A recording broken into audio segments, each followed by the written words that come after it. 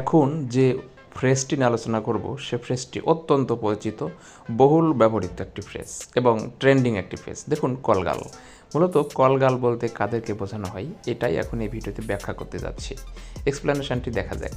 A call girl or a female escort is a sex worker who doesn't display her profession in public, nor does she usually work within an establishment such as a brothel.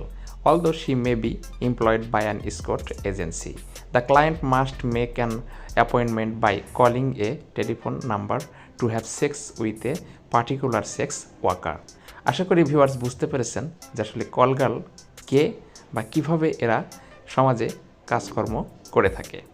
তো এক্সপ্লেনেশনটি বাংলা করলে যে বাংলাটি আসে সেটা হচ্ছে, দেখুন, একটি call মেয়ে বা মহিলা হলো একটি যৌনকর্মী যা সাধারণ পেশায় তার পেশা প্রদর্শন করে না সে সাধারণত একটি পতিতাবৃত্তির মতো প্রতিষ্ঠানের মধ্যে কাজ করে, যদিও তিনি একটি এসকর্ট সংস্থা দ্বারা নিয়োগ করা হতে পারে।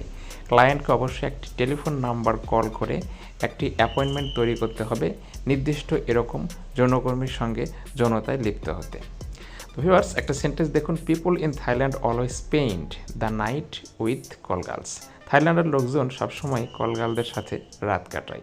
আশা করি বুঝতে পারছেন, কলগার্ল বলতে সাধারণত প্রস্টিটিউটকেই বোঝানো হয়। থ্যাংকস।